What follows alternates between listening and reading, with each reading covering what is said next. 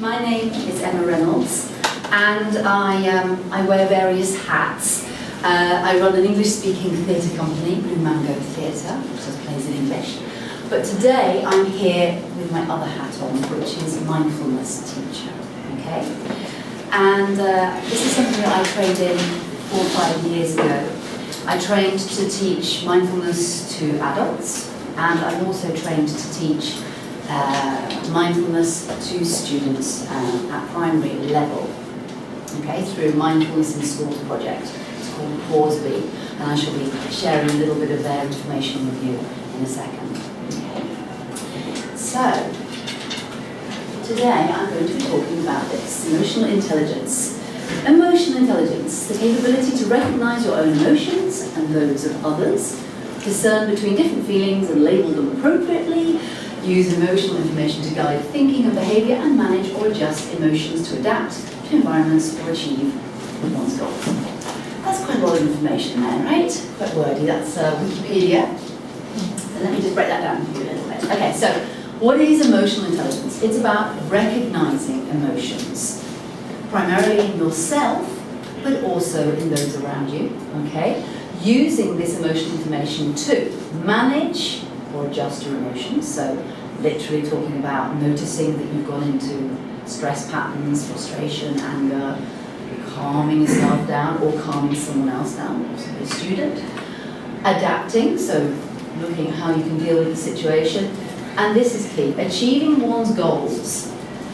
So this is interesting for you if you're teachers, because it's about helping your students to achieve their goals. Their goals being, on a simplistic level, getting that information into their heads, using it, and then when the time comes for them to bring it back out again through exams, through speaking, through projects that you might be doing. Okay? So this is why this is of interest. Okay.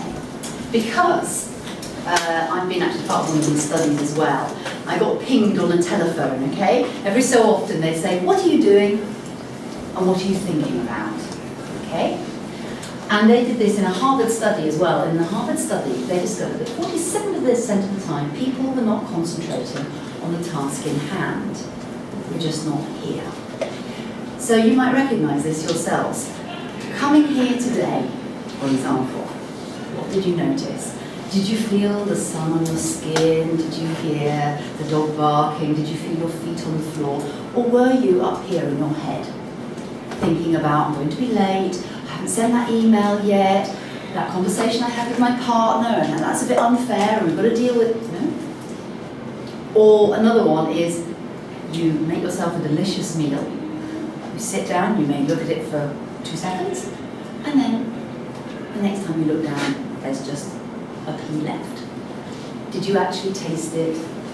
Did you taste the sensations, the different flavours? Did you enjoy the colours, the textures, the aromas? Or had it all gone because your mind was somewhere else? There's a slight nodding of heads going on. Yes? You recognise this. Okay, 47% of the time, that's nearly half of our waking lives, we're not present.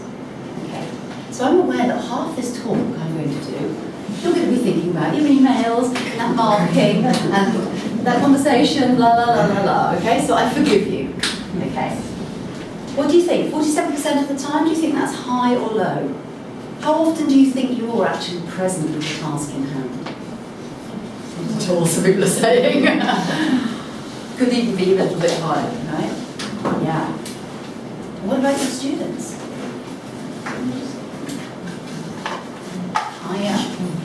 How often do you think they're actually in the room absorbing the information? Not very often.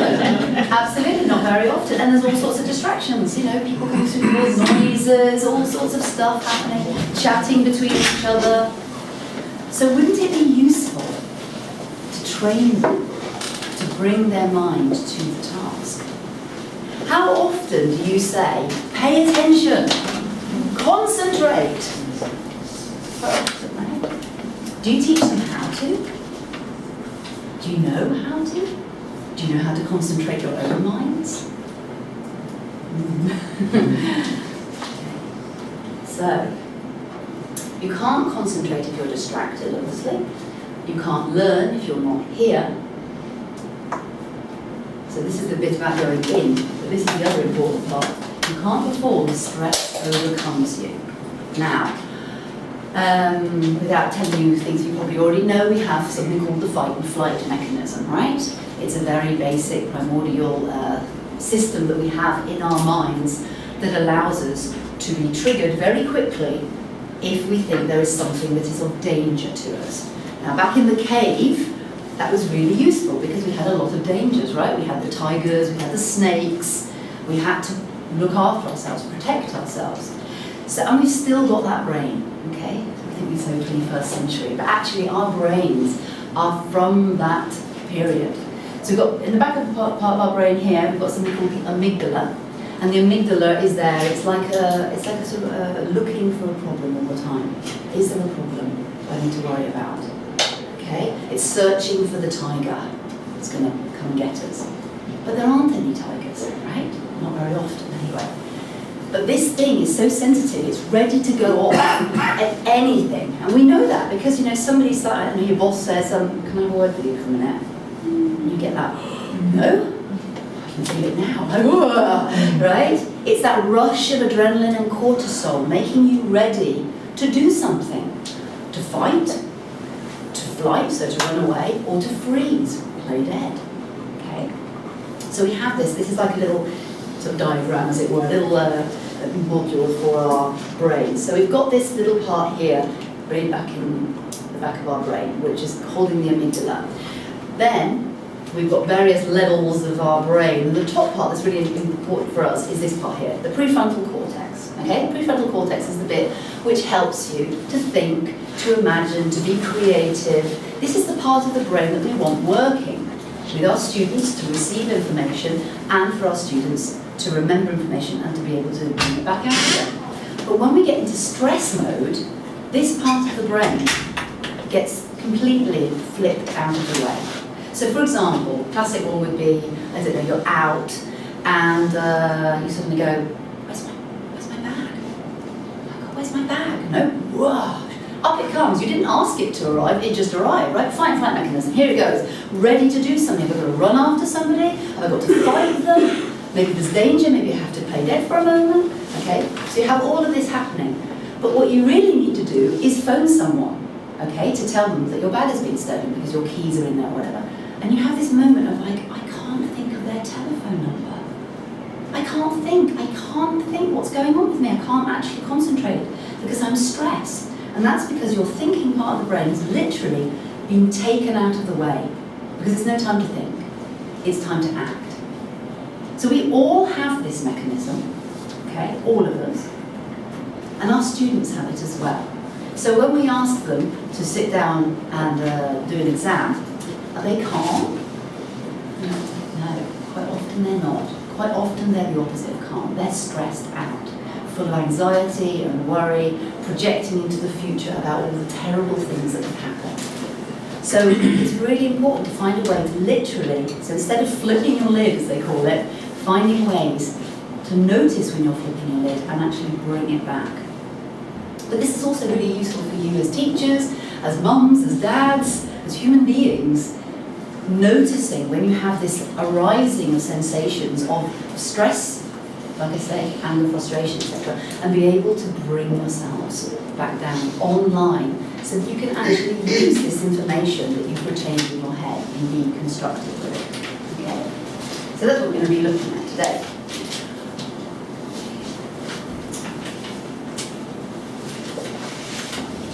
Yes, so how we can bring some pauses into our lives. So, everyone recognise one of those? I've got one here. Do you recognise one of these? So in England, where I come from, these are called weebles. Okay, the weebles wobble but they don't fall down. Okay, so whatever you do, they spring back because they're weighted in some way. And in a way, this is a nice analogy, a nice image for all of us, because we all have wobbly moments, don't we? When we go off, when our fight and flight mechanism makes us flip our lid, how do we bring ourselves back up again? Okay. So I'm going to ask you to do something for me, which is, I'm going to just ask you to pass some paper. It's just rough paper. And I'd like you to do a little exercise for me. Just pass those around. There we go. You all got pens?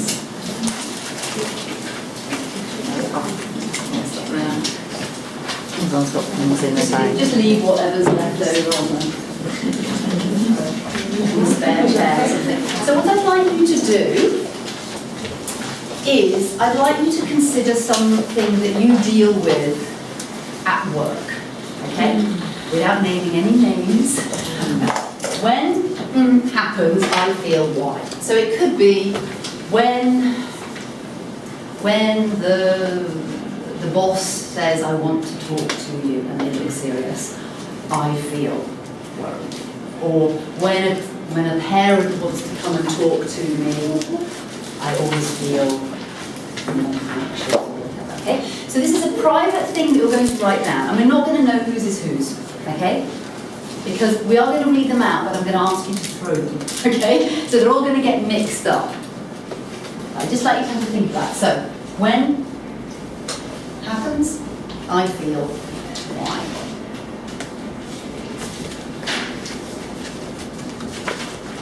When the photocopier doesn't work, when my boss doesn't listen to me,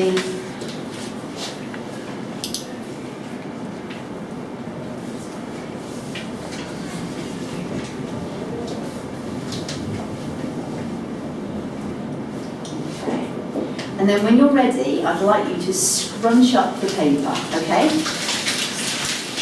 And then we're going to have paper fight. Okay?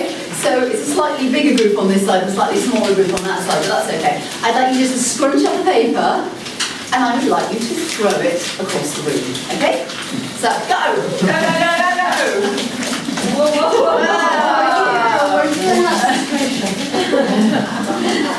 yeah, throw it all away. Throw the frustration and the anger away from me.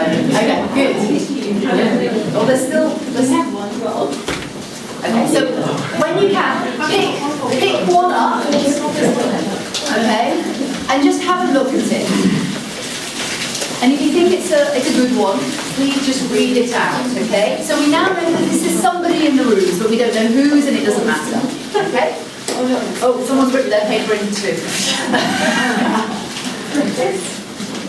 Okay, so can someone read one out for me?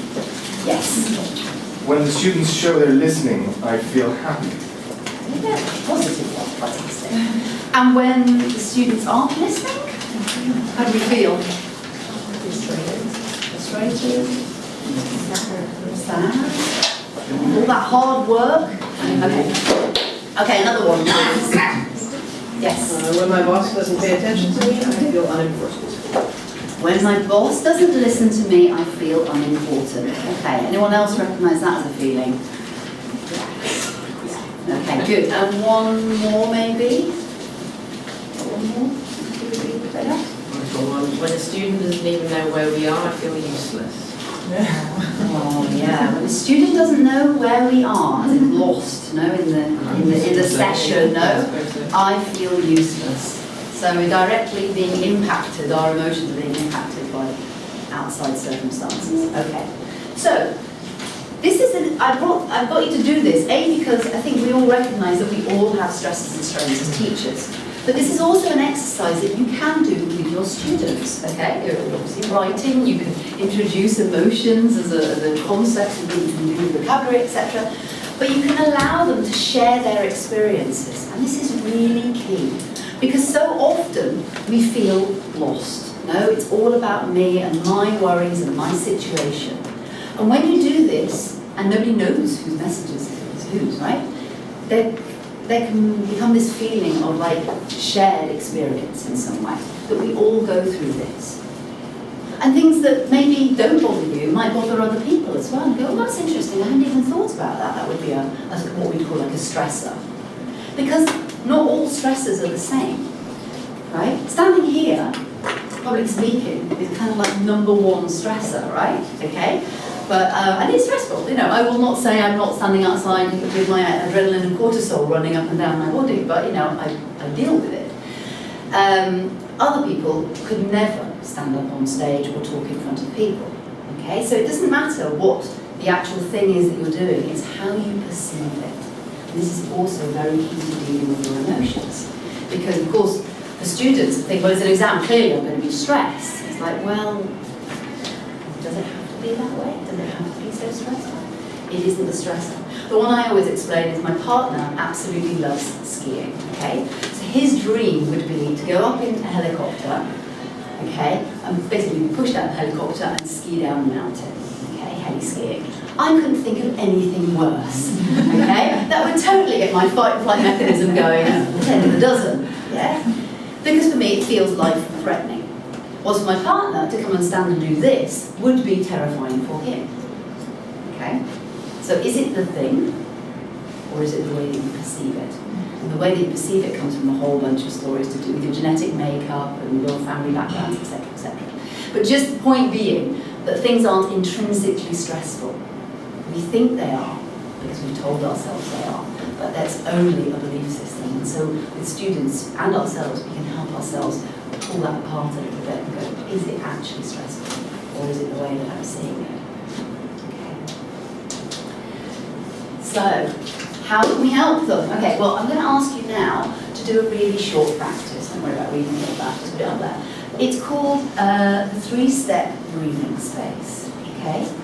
There's a similar one that we do with students called fothbok, which means feet on floor, bottom on chair.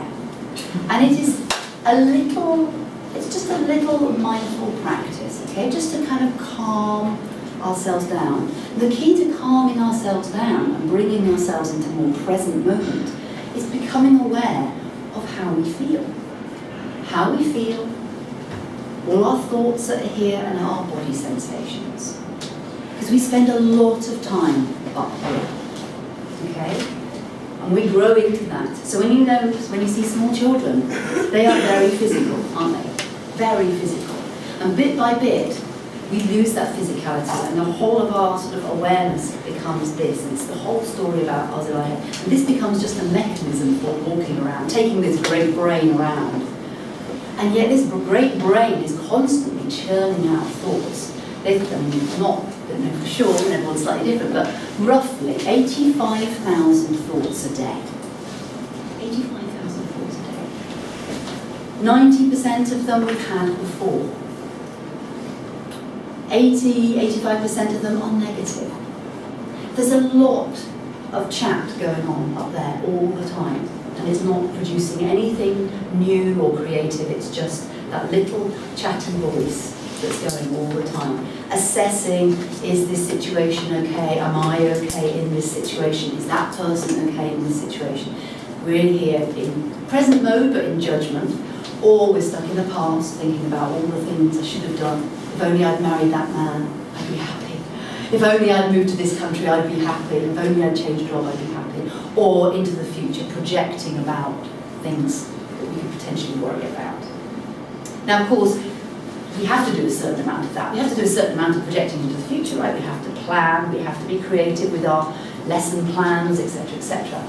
But it's when it goes out of control, and we're doing that at 3 o'clock in the morning. Or we're driving down the road like a maniac because we're stressed about something that may potentially happen in the future. That is very unhealthy for us. And the same things that happen to us happen to our students as well, okay? So they have the same concerns and worries, as in worrying about the past and thinking about the future. So how do we get them present?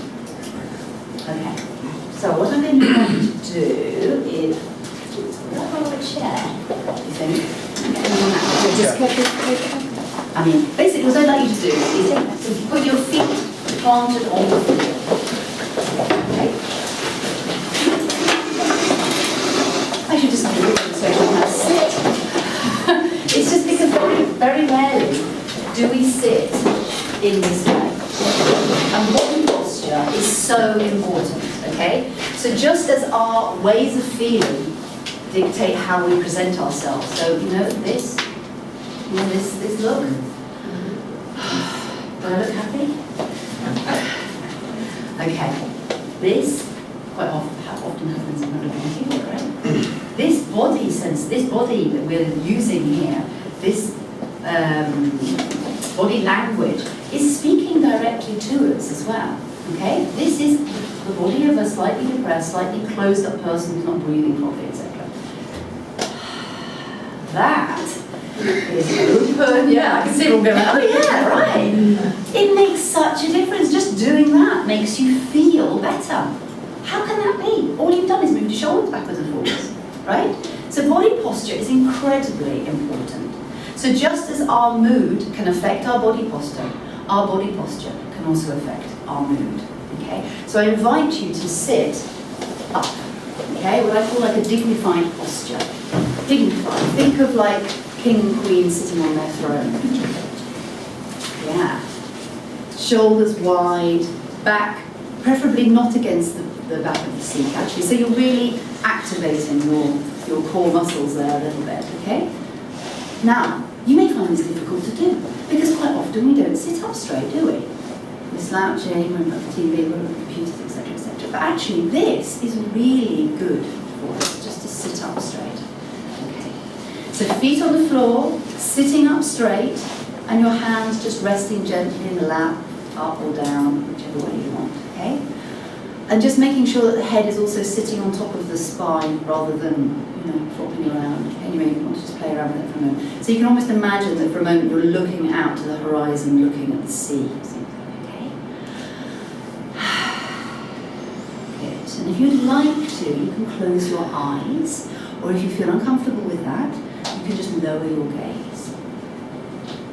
And I just invite you, just for a moment, to sit here and to notice your thoughts.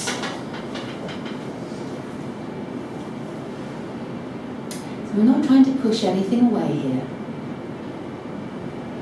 So you've got a very busy mind that's thinking about, I should have gone to that other session.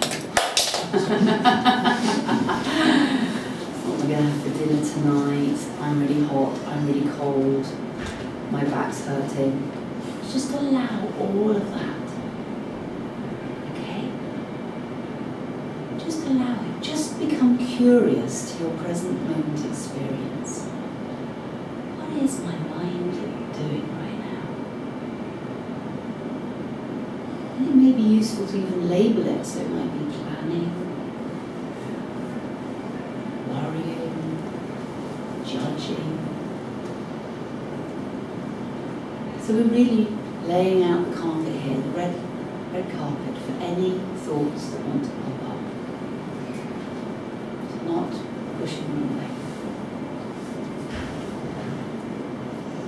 Okay. Now thoughts very much affect our emotions. So how are you feeling right now? You can be anxious, tired,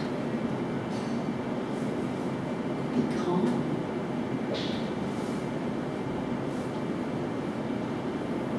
Not wanting anything to change in any way.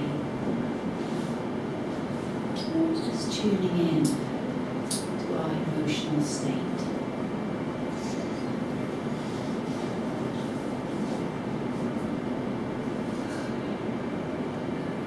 And then finally, just becoming aware of the body.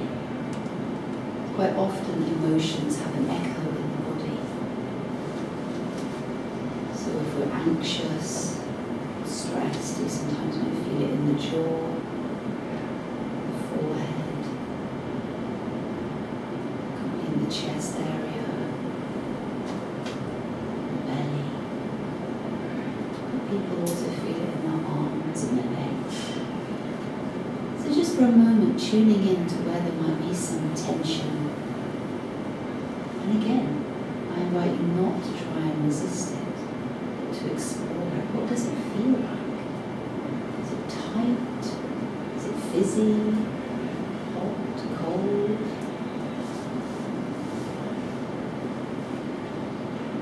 And if nothing's really there, that's okay too. Just noticing that. Now I invite you to put your eyes still closed, but your right hand on your lower belly.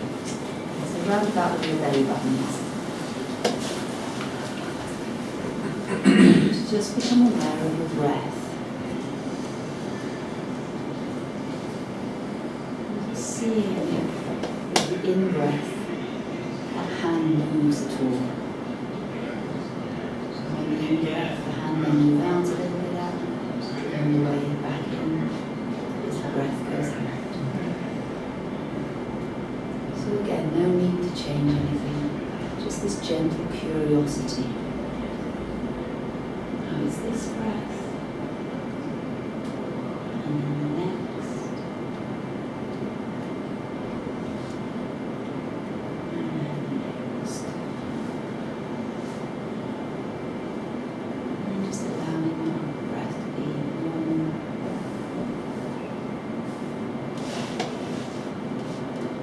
Just becoming aware of the body sitting here, so maybe sensation of the feet on the floor, bottom on the seat. Perhaps an awareness of the sounds inside the room, or the sounds outside of the room.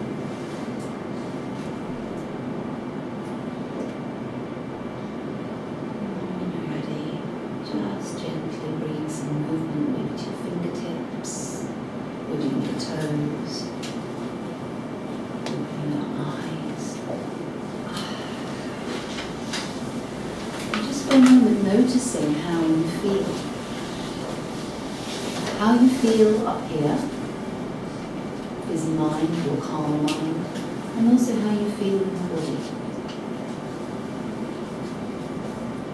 Now, is it different to when you sat and I asked you to start doing this exercise?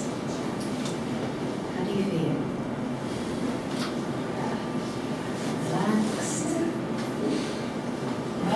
Floating. Floating? I'm glad you came to this session. Okay, and what did we do? What did we do? We didn't do anything particularly magical. What we did was something that we very, very rarely do, which is actually check in with how we are. Now, you may well have an experience like that of, wow, I feel calm and I feel relaxed, but you may also not. And that's equally valid. If you discover you've got a very, very busy mind or a very tense body, just the very action of actually giving it some awareness in itself already calms it down, okay?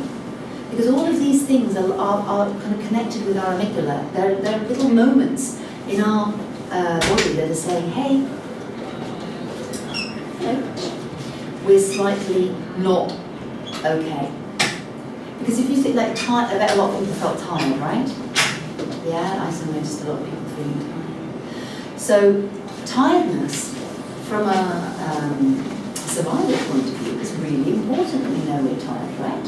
I mean, imagine when we're back there in the cave, you know, and running around. Like, if we don't run fast enough because we're tired, we're going to get eaten.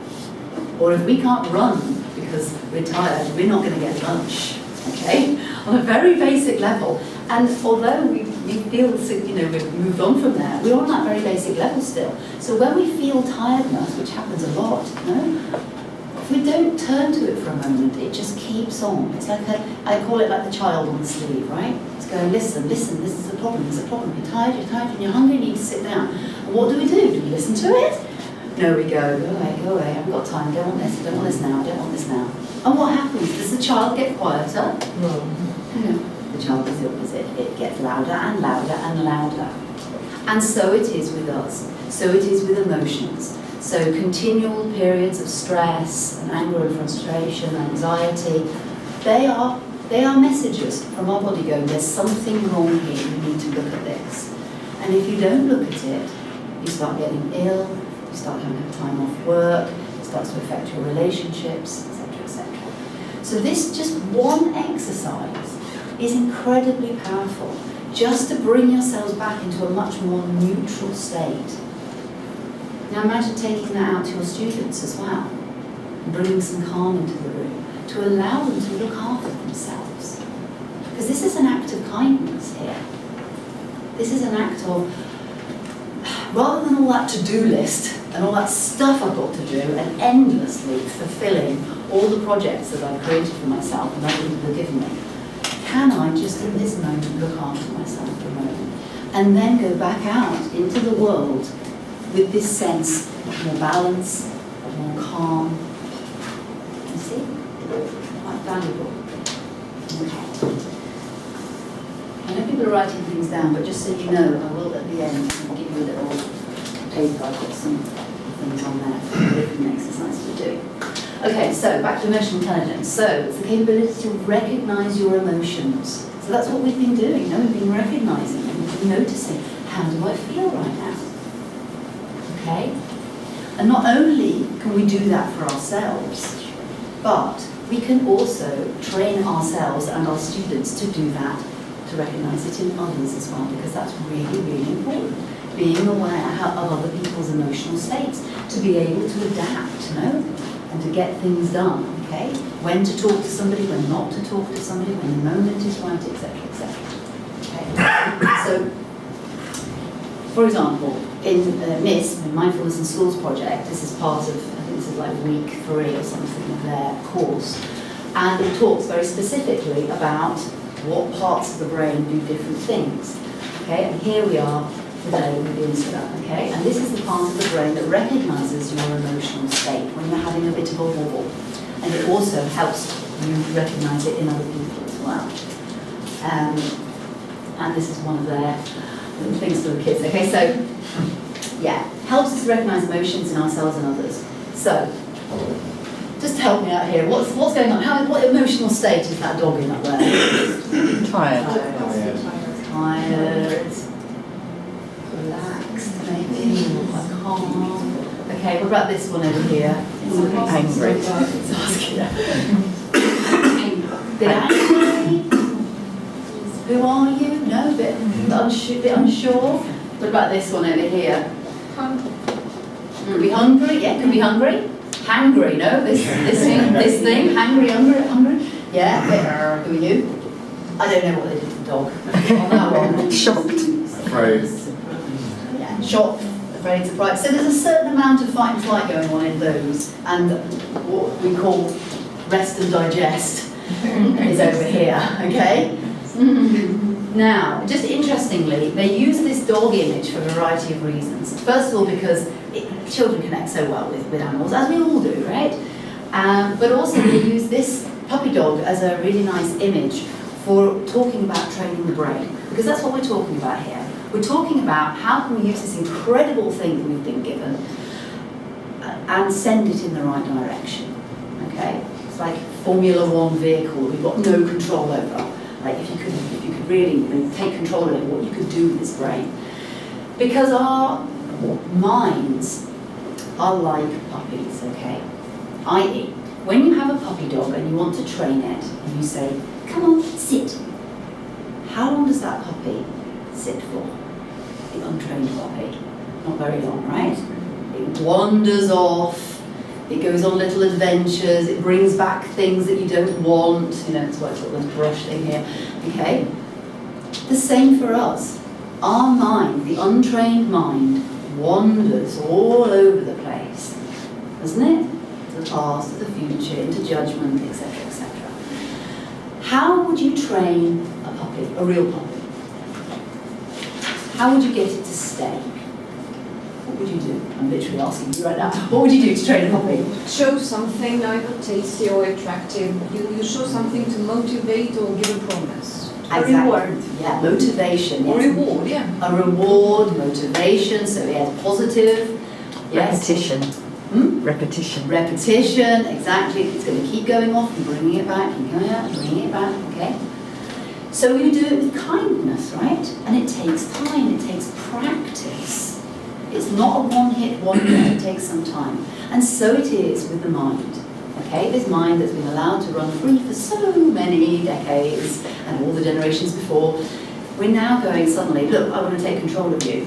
And it's not going to be quick, okay? It's going to take a time. But if you, just as with a puppy, if you beat it and whip it and tell it and shout at it to come back, what kind of relationship is that going to create with you and the puppy? Is the puppy going to be happy?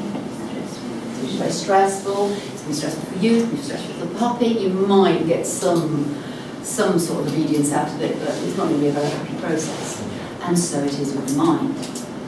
So when I asked you to sit and be quiet, I bet the first thing you wanted to do was go, and I'm going to zen out and have a really nice quiet time. And then you discover absolutely the opposite. I've got an incredibly busy, chatty mind that's judging this and judging that and wanting things to be different. Yeah, that's just how it is. That is the nature of the mind. But what we can do is bit by bit bring it back, bring it back, and bring it back, and bring it back. And really, this is the reason why I'm here, because my invitation to you is for you to consider that to be of worth, that you can train your mind to come back to where you want it to concentrate on, rather than letting it be free.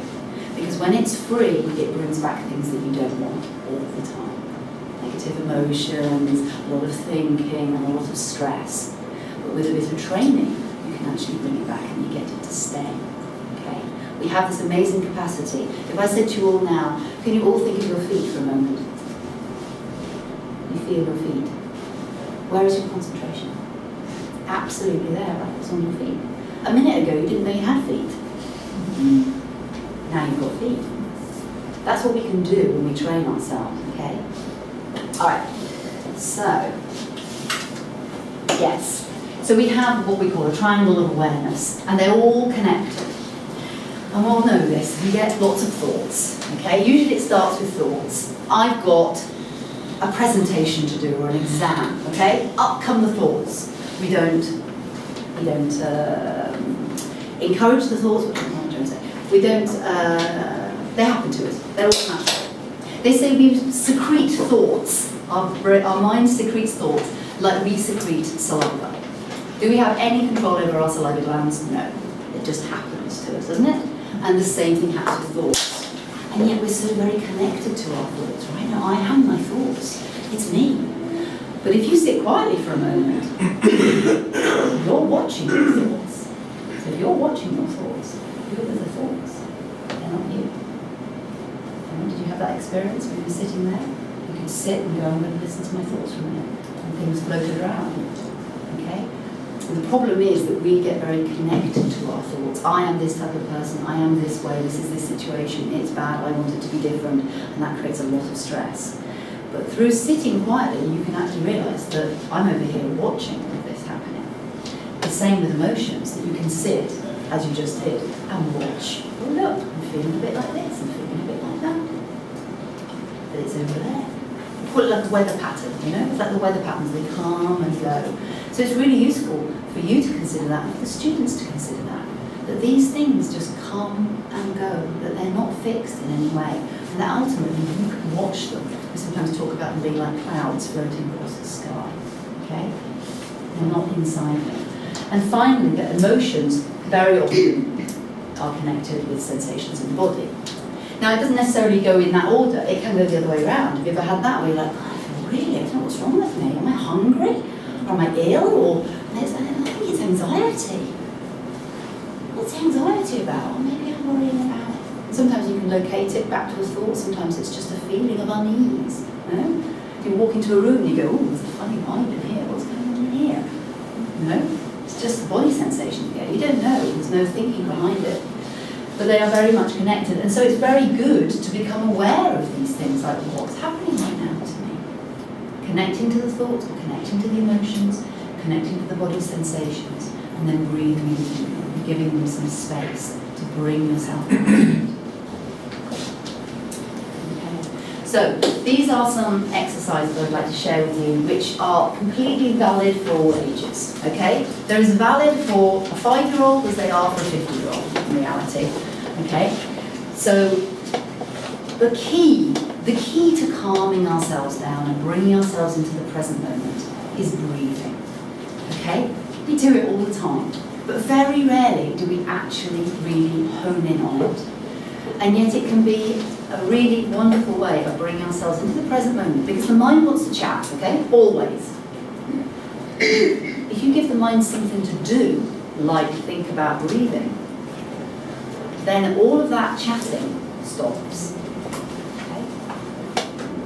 So just for a moment, I asked you to think about your feet. There's another example, right? You're maybe thinking, yeah, and then after this is finished, I'll go and then suddenly she goes, oh, feet. And you go, oh, hello, feet, right, feet. You've come back. And then mind wanders off again, and then it comes back. Okay, so breathing is something that is always here. It's always with us. We don't have to have any special equipment. We just have to tune into it. Okay?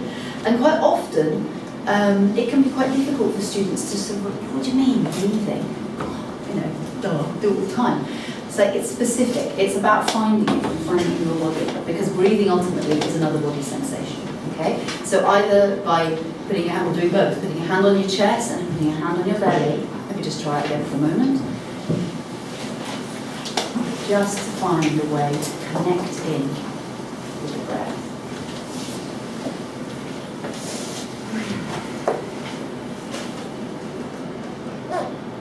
Because when we're stressed, we breathe up here for good reason. Fight and flight mechanism, we've got to get as much oxygen into the body quickly, in, out, in, out, in, out, because we've got to do something. And that makes us stressed, actually. Makes you like, oh God, you know, nervous. If you can breathe deeply and send it down here into the belly, it has a calming effect. And you are literally talking to your nervous system and saying, do you know what? I've got this situation. It's okay, it's a bit stressful. Come to the breath and calm ourselves down. We kind of know this already, right? We do say, oh God, yeah, oh, I just need to breathe for a moment. But it is really, really useful to get in there and just calm yourself down and bring yourself to be more focused, okay? Because when we're in this mechanism, when we've gone into fight and flight mechanism, we can get very reactive. Reactive is when you get a really nasty email from someone and you go, right, I'm going to tell them what I think and then blah, blah, blah, blah, send. Repent at your leisure, right? Yeah, why did I do that? Why didn't I just take a moment to calm myself down? Well, this is what I'm talking about, okay? Bringing yourself down so that you respond to situations rather than react to situations. Again, something really useful for students as well. No? Get away from the reactive side. So it's not our fault that we go into all of this. We don't choose our thoughts. We don't choose our emotional states. We can maybe see where they come from, but we don't initially choose them. However, when we wake up to them, that is when we can bring a set of tools to them to calm ourselves down and bring ourselves more present. Okay, so there's the breathing one. It's just literally, can you find your breath in your body? Because some students find that difficult. Fourth which is what I said before, feet on floor, bottom on chair. Now, if you're doing this with students, you know, it's going to take a while, okay? Little baby steps, because it's going to be so new to them, and they're going to be so, oh, what we're doing now, this is weird, etc., etc. It's just trying it. It's just trying it. Setting it up well is always important. So, like, you know, just imagine you're in a bubble, placing yourself in a bubble, which means that you are respectful to other people, so that you're not giving your makeup a hook, etc., etc., okay? And like I say, they maybe don't want to close their eyes, because again, they might feel like someone's going to get them, so just maybe just lowering their gaze. And you may only be able to do it for a really short amount of time, but the more you do it, the better they will get at it. Another really nice one is the pedal practice, which I'm going to invite you to do now. So if you can all just get your hands like that, okay? And it's about timing your breath with the opening of your fingers, okay? So you can literally look at your hands, and it's as though the flower is opening and closing. So as you breathe in, you open. As you breathe out, just try this for a few moments in your own time.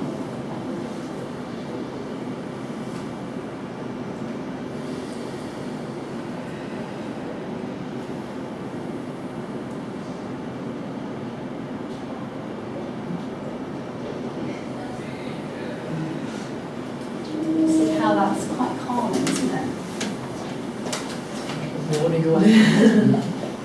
It's good because it's got a lot of things going on with it. So it's physical, it's literally a thing that's moving. It's visual, because you're watching the thing going backwards and forwards, you're not looking at your mate, you're actually doing the exercise. And something about concentrating on it makes you breathe deeper. Again, in itself has a relaxing effect, okay? And it's very simple to do. It's something that you can do, you know, everyone comes racing in and it's all chaotic for a moment, you know, right, just 2 minutes, 1 minute. Let's just do this very quickly. Another nice one is this. Again, it's a physical one, so it's breathing in Just try it quickly. So putting your hand up and you're just breathing in and breathing out. Breathing in.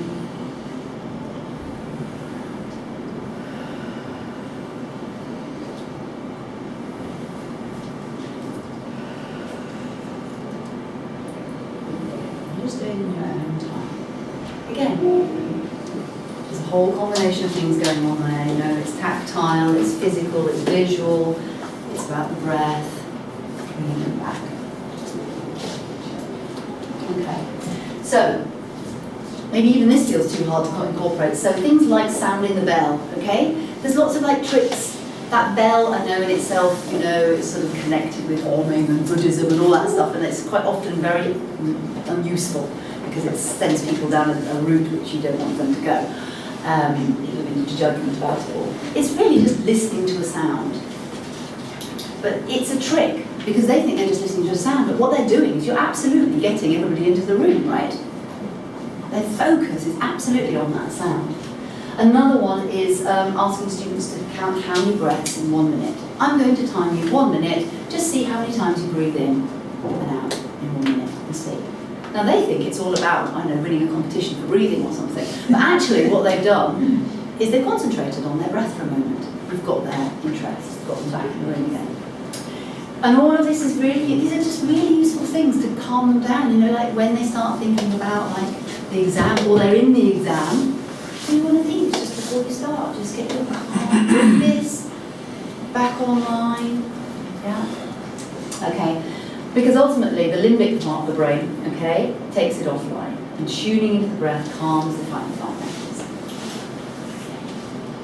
And why is this called face the fear? Because ultimately, what you resist persists. So as I've said, negative emotions, a lot of thinking, a lot of stress is going to have an effect on you or on your students. So turning towards it, i.e. just checking in and listening, can really be the start of just looking after yourselves a little bit, okay? Because ultimately, unintended emotions become persistent and overwhelming. Okay, so just very brief, a few more minutes. Help students to tune in. Begin with short practices. Normalise their experience, but underline they have a choice. What I mean by that is that what we just did then with the paper, you know, it's like we all go through this. We all have things that make us anxious and worried and all the rest of it. When they hear that the whole group is like that, it's like, all right, it isn't just me, it is completely normal, okay? And that they have a choice about that. And that neurons that fire together wire together. This is all to do with neuroplasticity and the discovery that basically our brains are constantly taking on the experiences that we have in every moment, and they are shaping our brains, okay? So if we have practiced in our lives a lot of stress, a lot of anger, a lot of frustration, hey, guess what? Those neurons every single time fire together and you get more of the same, okay? And we used to believe that the brain was stuck, that it was, once you turned 22, 23 or whatever, that's it, you're fixed with it. And so your literal emotional state is as it is. You're either slightly depressed or you're a bit happy-go-lucky, or somewhere between those two things. Well, great if you're happy-go-lucky, but if you're depressed and your genetic makeup comes from there, then you really are stuck. And the truth of it is that that's not true. We can do practices, so literally that practice we've done there is good for calming ourselves down, it's good for compassion, it's for care, it's self-care, and that is going to make a difference in your lives. Okay? That you can change your neural pathways so that different moments fire together. So you get good at what you practice. Rather than being stuck on automatic pilot, which is that, you know, stuck in the middle of thinking all the time. And this is another good reason. 30 years ago, the onset of major depression most commonly began around 49 to 51. Now it's 30 to 29. Yeah. That's really serious. We've got a really major problem going on worldwide, that our young people have just got massive pressures. And we know that, all that Facebook liking and media and stuck in a virtual world and not being able to communicate and contact, etc., etc. It's really serious. So I understand you're not, you're English teachers, But you are also looking after young and adult minds, depending on who you teach. It may just be worth considering that these little practices you do are good for you, and they are good for the people that you teach as well. They don't have to be big things, they can be small things that make a big difference. Okay. So yes, in a busy world full of distractions, consider how you can help your students concentrate on your message. So we can bring them from 53% to 70%, or 100% actually in your classroom. You spend so much time looking after what you're doing and creating all these wonderful projects. Wouldn't it be lovely that they actually could receive them as you have spent so much time on them? Okay, and that ultimately they can produce this information when needed in exams. Okay, so practice, practice, practice, practice. Okay. Okay, and finally, there's some information. So as I said, I'm the director of Blue Monday Theatre, we do much training. This might be of interest, there's a summer course going on, which is exactly about this. So bringing techniques into the classroom for the teachers and also for the students. There's also mindfulness courses, which I teach, and there's also this, which is quite interesting, as well as the izquierdas, which also offer, this is in Catalan and Spanish, mindfulness courses for teachers to take into their classrooms. Okay. And finally, if you want to take some information, this is basically some ideas that have come from this, plus some other things that you can use for yourselves, some practices that you can bring into the classroom, okay? Thank you very much.